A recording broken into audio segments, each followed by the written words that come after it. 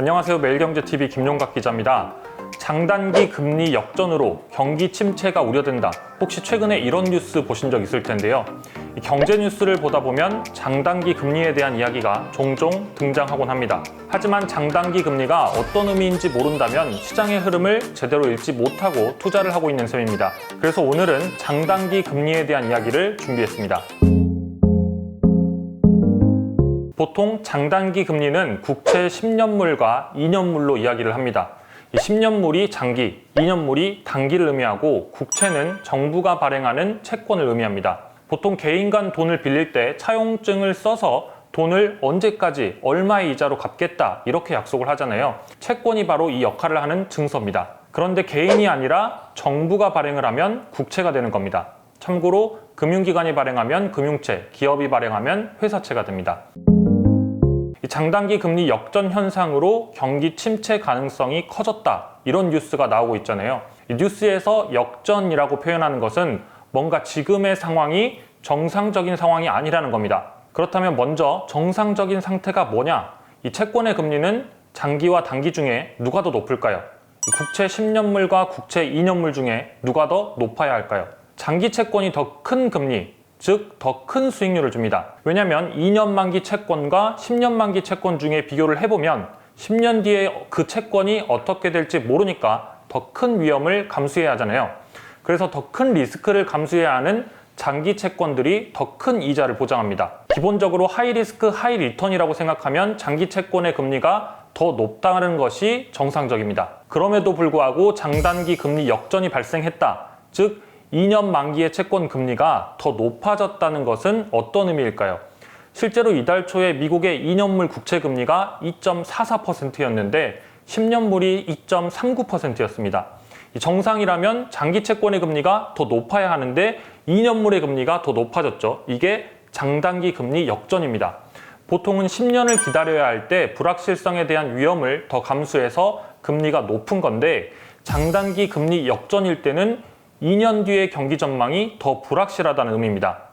만약 경기 전망이 불확실하다면 투자자들은 단기채를 사지 않으려고 해서 수요가 감소하고 결국 채권 가격은 하락합니다. 사려는 사람이 많이 없으면 가격이 떨어지는 것은 당연한 경제 논리잖아요. 그런데 채권은 이 채권 가격과 채권 금리가 반대죠. 그러니까 채권 가격이 하락했으니 채권 금리는 상승하는 겁니다. 이 부분에 대해서 더 자세히 알고 싶으신 분들은 이전 돈터치 영상 가운데 채권 편을 찾아보셔도 좋을 것 같습니다. 어쨌든 정리하자면 경기가 불확실해져서 단기채를 사지 않으려고 하면 금리는 오른다. 반대로 경기 전망이 불확실해지면 장기채에 대한 수요는 늘어납니다. 왜 우리가 불확실성이 커지면 금을 찾는 사람들이 늘었다. 혹은 안전자산인 달러에 투자하는 사람들이 늘었다. 이런 이야기를 하잖아요. 같은 맥락입니다. 이 안전자산인 미 국채 10년물에 투자를 더 하려고 합니다. 그래서 장기채에 대한 수요가 증가를 하는 거고 결과적으로 장기 채권의 금리는 하락합니다. 이 둘을 함께 생각해보면 경기 불확실성이 커질 때 단기채 금리는 오르고 장기채 금리는 떨어집니다. 그리고 그 불확실성이 점차 커지면 두 금리가 역전 현상까지 발생하는 겁니다. 과거 사례를 보면 장단기 금리 역전이 발생했을 때 경기 침체가 뒤이어 나타났습니다. 1960년대 이후에 총 7번 정도의 장단기 금리 역전 현상이 발생했는데 통상 이런 현상이 발생하면 짧게는 6개월 뒤에, 길게는 2년 뒤에 경기 침체가 시작됐습니다. 이 장단기 금리 역전이 발생하면 경기 침체로 이어진다는 말은 곧 주식시장의 폭락으로 이어질 수 있다는 말이기도 합니다. 그래서 일단 한마디로 기억하기 쉽게 정리를 하자면 안전자산인 미국의 장기채 10년물이 인기가 있을 때는 경제 위기가 다가오고 있을 때다. 이렇게 생각하시면 좋을 것 같습니다. 하지만 이번에는 조금 다르다. 이렇게 보는 분들도 꽤 있습니다. 지금까지 말씀드린 것처럼 통상 장단기 금리차는 안전자산인 10년물에 대한 수요가 늘고 즉 장기채 금리가 내려가서 단기채 금리보다 낮아져야 합니다. 그런데 이번 역전은 장기채가 떨어졌다기보다는 중앙은행의 통화정책에 영향을 받는 단기채인 2년물 금리가 올라서 따라잡게 된 것이기 때문에 과도하게 부정적으로 해석할 필요는 없다. 이런 주장도 있습니다. 여기에 3개월과 10년물의 스프레드가 주목받고 있습니다.